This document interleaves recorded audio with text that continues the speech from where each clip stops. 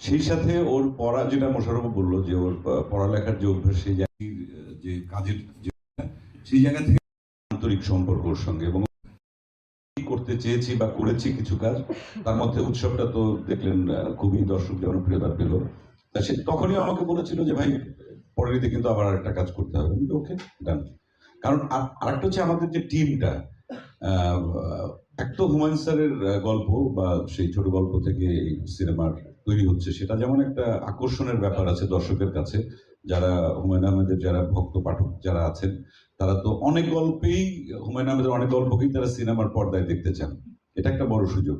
আর হচ্ছে যে কোয়ালিটিস্ট আমরা যারা আছি, দীর্ঘদিন আমরা কাজ করেছি, এবং আমাদের যে মোশাররফ যেটা বললো না, ওঠা বসা আন্তরিকতার সম্পর্কটা এতটা গভীর যে আবার একটা রিইউনিয়নের মতো। এটা এটা আমরা কিন্তু আসলে কাজটা কি করব, অবশ্যই চেষ্টা করবো ভালো কিছু করতে, কিন্তু আমরা, আমার মনে হয় কি যে আমরা যারা এখানে একসঙ্গে একটা কাজে আমরা পাচ্ছি এবং একসঙ্গে একটা কাজ করব, একটা জার্নি করব, সেই জার্নিটা ট্রেনে হবে, ট্রেনের গন্তব্যটা কোথায় হবে, কিভাবে হবে, দর্শককে কতটুক মানে জার্নি পর্যন্ত আমরা একদম আমাদের সঙ্গে আষ্টে পৃষ্ঠে একদম ধরে রাখতে পারবো, সেই আশাটা করছি যে ভালো কিছুই হবে। এটাই। একটু